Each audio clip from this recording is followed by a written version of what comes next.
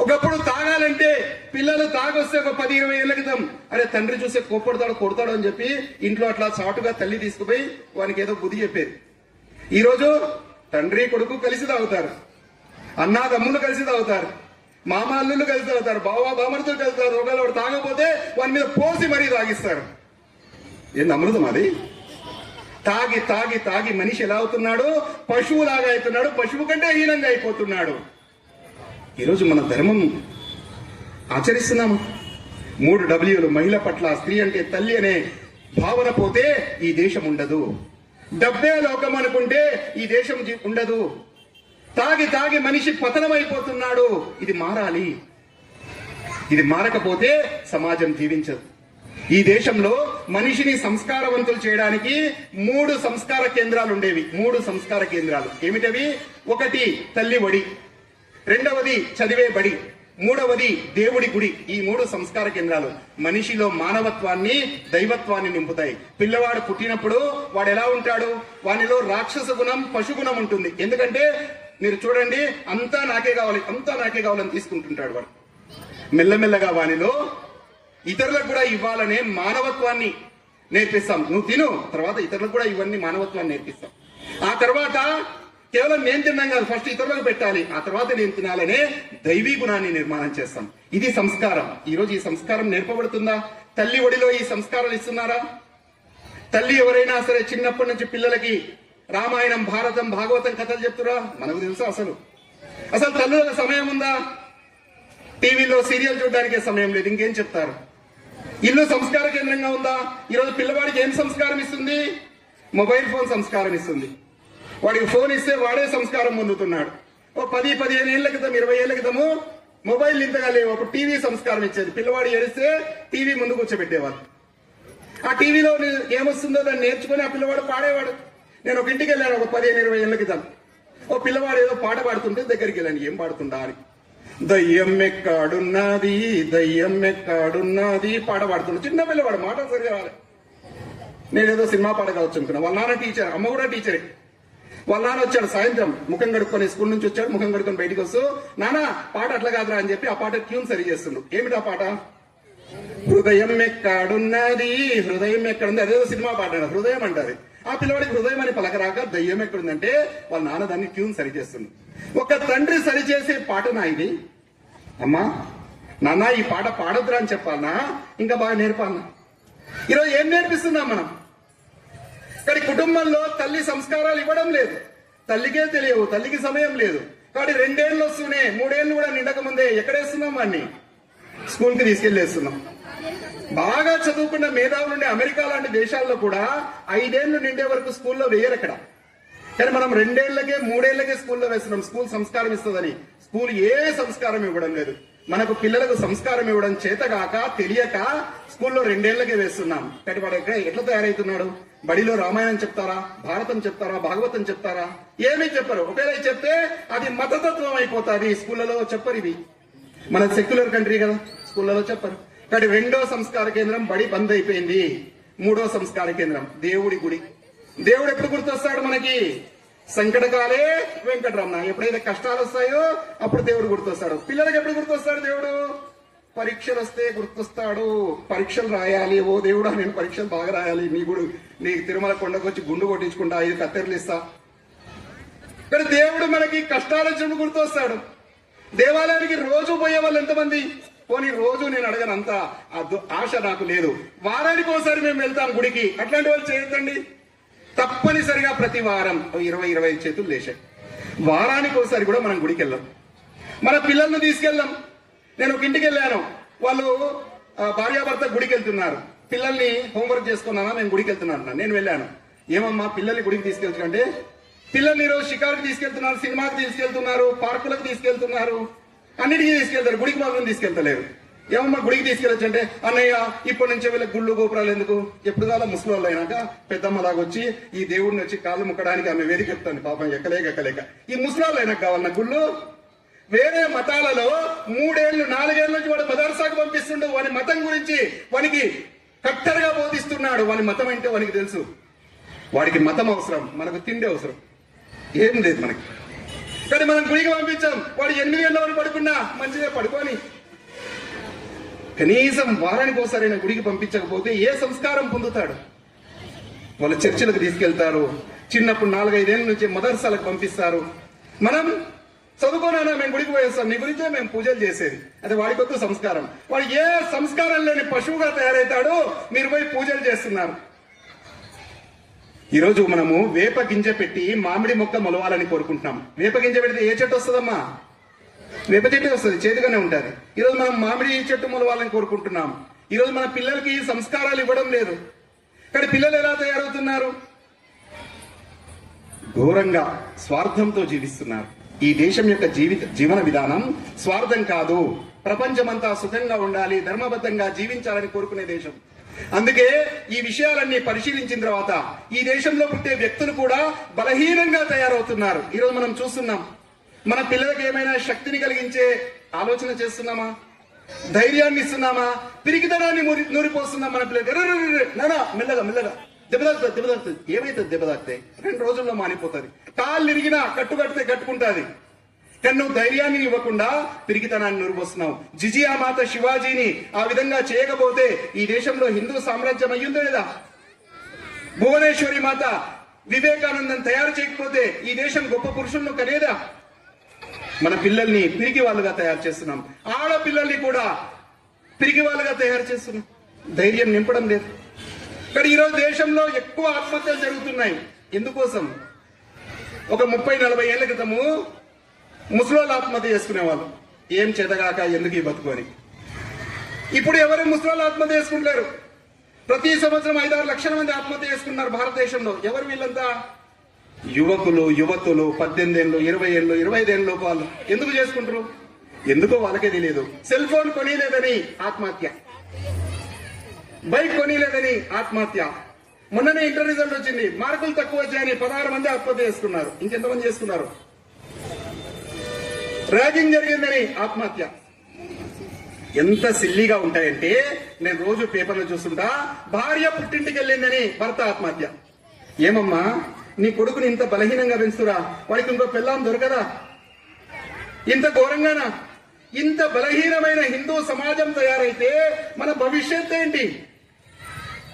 అందుకే 100 సంవత్సరాల క్రితము ఈ దేశంలో రాష్ట్రీయ స్వయం సేవక సంఘం ప్రారంభమైంది. RSS ఒక శాఖతో ప్రారంభమై ఈరోజు 89,000 శాఖలు నడుస్తున్నాయి. మన ఊర్లలో కూడా నడుస్తున్నాయి. వ్యక్తిలో దేశభక్తి నిర్మాణం కావాలి. వానిలో ధైర్యం, సాహసం నిర్మాణం కావాలి. రోజు శాఖలో సూర్య నమస్కారాలు, ఆటలు, కరాటే, కర్రసాము ఇవన్నీ నేర్పిస్తూ వాడి మీద వానికి ఆత్మవిశ్వాసంతో బతికే విధంగా తయారు చేయడం. హిందుత్వానికి, సంఘానికి హింస పట్ల విశ్వాసం లేదు. మనము ఇవి నేర్చుకుంటున్నామంటే ఎవరినో కొట్టడానికో ఎవరినో చంపడానికో కాదు. హిందువులు హింస చేయరు. మనం నేర్చుకుంటున్నామంటే మన మీద మనకు ఆత్మవిశ్వాసం నిర్మాణానికి. RSS శాఖలు కేవలము అబ్బాయిలు, పురుషుల కోసం మాత్రమే. మరి మహిళల కోసం కూడా 90 సంవత్సరాల క్రితము రాష్ట్ర సేవికా సమితి ఇంకొక RSS ప్రారంభమైంది. 90 ఏళ్ల క్రితం 1936లో. అమ్మాయిలను కూడా ఇలా దేశభక్తులుగా కరాటే, కర్రసాము, కత్తిసాము కూడా నేర్పిస్తారు. వాళ్ళకి ధైర్యవంతులుగా నిలబెట్టాలి. ఈ రోజు మన అమ్మాయిలను ధైర్యవంతులుగా తయారు చేయాలి. పిరికి వాళ్ళుగా చేయొద్దు. పిరికి వాళ్ళుగా చేసుకుంటే వాళ్ళ మీదే వాళ్ళకి విశ్వాసం లేక ఆత్మహత్యలు చేసుకుంటున్నారు. ఈరోజు ధైర్యవంతులుగా చేయాలి. మన దేశంలో మన ధర్మాన్ని, మన హిందుత్వాన్ని నాశనం చేయడానికి లవ్ జిహాద్ అనే పేరుతో ప్రతి సంవత్సరం 4-5 లక్షల మంది అమ్మాయిలను, హిందూ అమ్మాయిలను తీసుకెళ్లిపోతున్నారు. వాడు ట్రాప్ చేసి తీసుకెళ్తున్నాడు. ఇప్పటి వరకు 1 కోటి మంది హిందూ అమ్మాయిలు వెళ్లిపోయారు. మనకు చీమ కుట్టినట్టు కూడా లేదు. మనం పట్టించుకోవడం లేదు. అసలు హిందూ ధర్మాన్ని నాశనం చేయడానికి వాడు లవ్ జిహాద్ చేస్తుంటే మన అమ్మాయిలు బలవుతున్నారు. ఈ రోజు అమ్మాయిని తయారు చేయాలి. వాడు లవ్ జిహాద్ అంటే నరికేటట్లు తయారు చేయాలి. ఒక్కొక్కరిని నరికితే ఇవి బంద్ అయిపోతాయి. నా బిడ్డ చున్నీ తీసి వాడిని ఉరి తీసేటట్లు చేస్తే తప్ప ఇవి బంద్ కావు. ఈ ధైర్యం, ఈ సాహసం మన పిల్లల్లో రాకపోతే రేపు మన ఇంట్లోకి కూడా ఇది వస్తుంది. ఎందుకంటే మన కుటుంబాల్లో మనం మన పిల్లలకి ఏ సంస్కారాలు ఇవ్వడం లేదు. ఒకప్పుడు ఇల్లు చిన్నగా ఉండేవి, మనుషులు ఎక్కువ ఉండేవాళ్ళు. ఇప్పుడు ఇల్లు పెద్దగైపోయినాయి, మనుషులు తక్కువైపోయారు. ఎవరి రూమ్ వాళ్ళకి, ఎవరి సెల్ ఫోన్ వాళ్ళకి, ఎవరి ప్రైవసీ వాళ్ళకి, ఎవరితో పోతున్నారో తెలియదు. హిందూ ధర్మం నాశనం అవుతుంది. ఈరోజు మనము మన బలగం అంటే ఒకప్పుడు మనుషులు బలగం అనుకునేవాళ్ళు. ఈరోజు పెద్ద బంగ్లా కట్టుకోవాలి, పెద్ద కారు కొనుక్కోవాలి, ఒక్క పిల్ల చాలు, ఒక్క పిల్లగాడు చాలు. ఆ పిల్ల లవ్ చేయాలతో వెళ్ళిపోతే నోట్లో వేలు పెట్టుకోవడం తప్ప ఇంకేం చేయలేం మనం. మన డబ్బు కూడా వానికే ఇచ్చేయాలి. ఆ పిల్లగాడు చదువుకోలేక ఆత్మహత్య చేసుకుంటే ఇక మనం జీరో.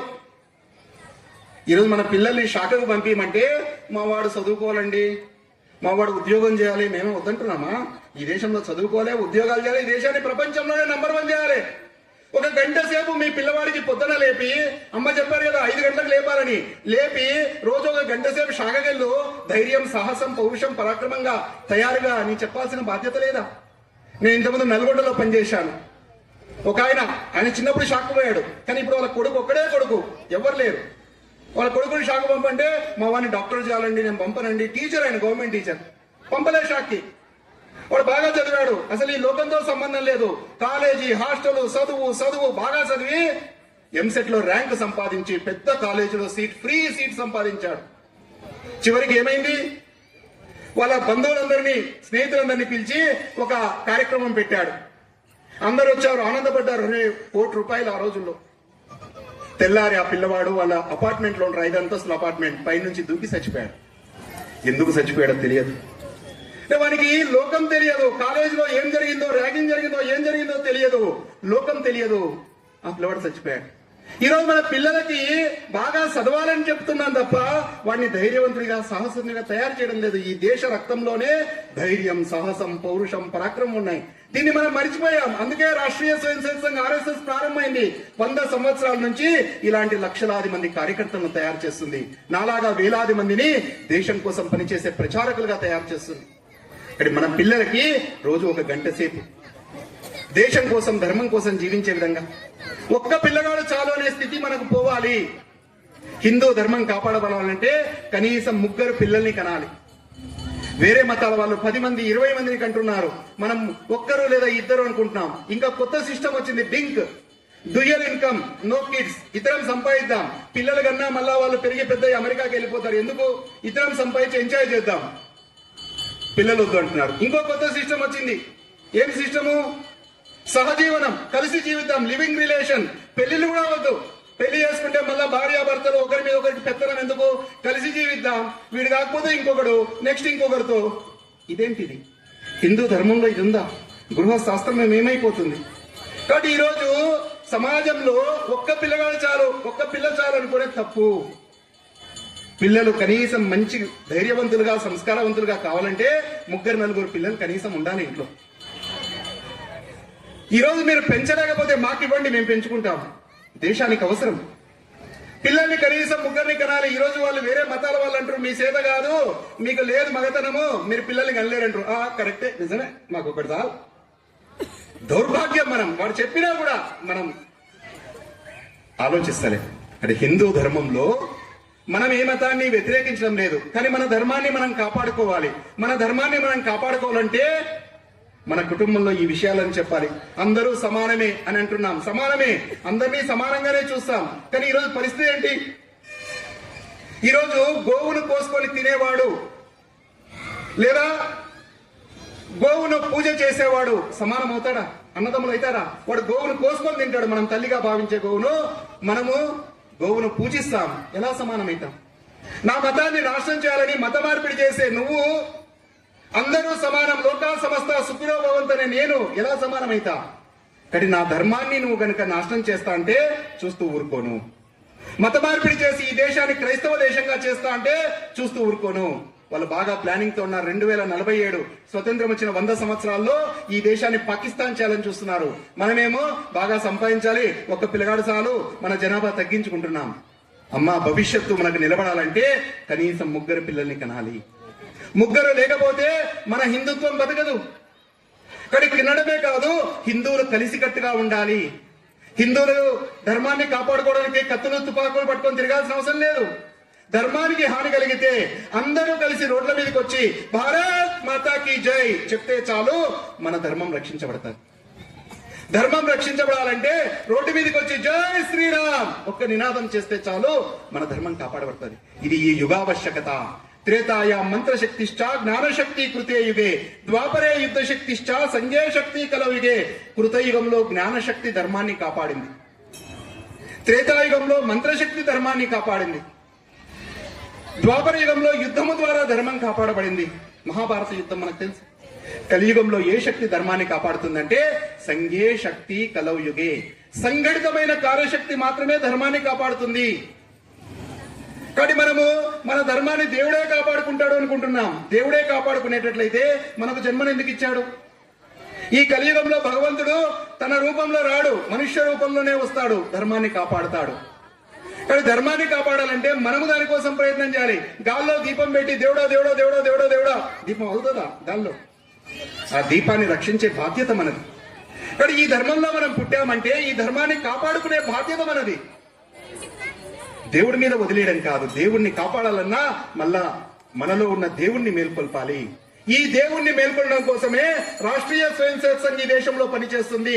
ప్రతి ఒక్కరిలో దేవుణ్ణి దర్శిస్తుంది. ప్రతి స్వయం సేవకుని ఇలా తయారు చేసి దేవుణ్ణి తయారు చేయడం కోసమే రాష్ట్రీయ స్వయం సేవక్ సంఘ్ వ్యక్తిలో ఇలాంటి దేశభక్తిని నిర్మాణం చేయడం కోసము 100 సంవత్సరాలుగా పనిచేస్తుంది. RSS ఇక ముందు కూడా పనిచేస్తుంది. మన గ్రామంలో మనం చేయాల్సినటువంటి విషయాలు ఈ దేశంలో మనమందరం కలిసి జీవించాలి. ప్రతి ఒక్కరిని కూడా దేశభక్తుని తయారు చేయాలి, ధైర్యవంతుని తయారు చేయాలి. పిరికి వాళ్ళు ఎప్పుడో మతం మారారు 100 ఏళ్ల క్రితం.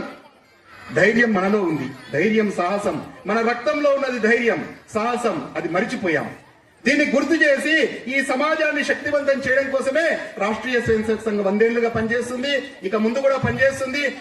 గ్రామంలో శాఖ నడుపుతూ వ్యక్తి దేశభక్తులవుతూ ఈ దేశం కోసం ధర్మం కోసం జీవించాలి. దేశమే ప్రధానము, ధర్మమే ప్రధానం. దేశం బాగుంటేనే మనం బాగుంటాం. ప్రపంచానికి మనం ఇవ్వడం నేర్చుకున్నాం. ప్రపంచానికి ఎప్పుడూ ఇస్తూనే ఉన్నాం. ఈ రోజు కూడా మనం ఇస్తూనే ఉన్నాం. కరోనా వచ్చినప్పుడు ఇంజెక్షన్ తయారు చేశాం మనం. 15,000 ఇంజెక్షన్ ఈ దేశంలో ప్రజలందరికీ ఉచితంగా ఇచ్చారు. మనకి ఇవ్వడమే కాదు, ప్రపంచంలోని 60 దేశాలకి ఫ్రీగా ఇంజెక్షన్ ఇచ్చాం. అందుకే ప్రపంచమంతా భారత్ బాగుండాలని కోరుకుంటుంది. ప్రపంచమంతా భారత్ తో స్నేహం చేయాలని కోరుకుంటున్నారు. ఈ రోజు ఇరాన్ లాంటి దేశం మనకు ఇజ్రాయెల్ మిత్ర దేశం. ఇజ్రాయెల్ ఇరాన్ తో యుద్ధం చేస్తుంది, కానీ ఇరాను మనతో స్నేహం కోరుకుంటుంది. మిత్రదేశంగా భారత్ ను గుర్తించింది. ప్రపంచంలో అన్ని దేశాలు, ఒక పాకిస్తాన్ తప్ప అన్ని దేశాలు భారత్ ఫ్రెండ్ అనుకుంటున్నాడు, మిత్రుడు అనుకుంటున్నారు. పాకిస్తాన్ వాడికి కూడా తెలుసు, కాకపోతే వాడు మేకపోతు గాంభీర్యాన్ని ప్రదర్శిస్తాడు. ప్రపంచమంతా భారత్ తో స్నేహం కోరుకుంటుంది. ఎందుకంటే భారత్ బాగుంటేనే ప్రపంచం బాగుంటుంది. భారత్ బాగుంటేనే ప్రపంచం జీవించగలుగుతుంది. అమెరికానో రష్యానో చైనానో బాగుంటే అవి పెత్తనం చేస్తాయి ప్రపంచం మీద. భారత్ బాగుంటే ప్రపంచమంతా బాగుండాలని కోరుకుంటుంది. అందుకే ప్రపంచమంతా భారత్ వైపు చూస్తుంది. మరి భారత్ లో ఉన్న మనం విడిపోయి ఉన్నాం, మనం కలిసి లేము. దీని కారణంగా ఈ దేశం ముక్కలవుతుంది. కాబట్టి మనం కలిసికట్టుగా జీవించాలి. అక్కయ్య చెప్పినటువంటి విషయము పంచ పరివర్తన. 5 విషయాల్లో మనం పరివర్తన సాధించాలి. 1 సమరసత, అందరిలో భగవంతుని చూడాలి. 2వది పర్యావరణాన్ని కాపాడుకోవాలి. 3వది స్వదేశీ స్వ ఆధారిత జీవన విధానం. మన పండుగలు, మన పుట్టినరోజులు ఇవన్నీ మన జీవితం మన స్వదేశీ భావనతో. 4వది పౌర నియమాలు. పౌరుడిగా మనకు హక్కులే కాదు విధులను కూడా పాటించాలి. దేశం కోసం ఓటు వేయాలి. హిందువులు ఓటు వేయడానికి కూడా సిద్ధంగా లేరు. దేశం కోసము పర్యావరణాన్ని ఇవన్నీ కాపాడుకుంటూ ఆఖరి 5వ విషయం ఏంటంటే వీటన్నిటికీ ఆధారం కుటుంబ వ్యవస్థను కాపాడుకోవాలి. ఈ పంచ పరివర్తన చిన్న విషయాలే మన ఇంటి నుంచే ఆచరణ చేస్తే దేశం మారిపోతుంది. కానీ రాష్ట్రీయ స్వయం సేవక్ సంఘ్ ఈ దేశంలో హిందూ సమాజాన్ని సంఘటితం చేసి, హిందూ సమాజాన్ని శక్తివంతం చేసి, హిందూ సమాజం తన కాళ్ళ మీద తాను నిలబడి ఈ దేశం శక్తివంతం కావడం కోసము 100 సంవత్సరాలుగా పనిచేస్తుంది. ఇక ముందు కూడా పనిచేస్తుంది. ఈ సంఘటన అనే మహాయజ్ఞంలో మనమంతా ఒక సమిధగా మారి ఈ దేశాన్ని, ధర్మాన్ని కాపాడుకోవాలని, దేశానికి ధర్మానికి మొదటి ప్రాధాన్యం ఇవ్వాలని కోరుకుంటూ ముగిస్తున్నాను.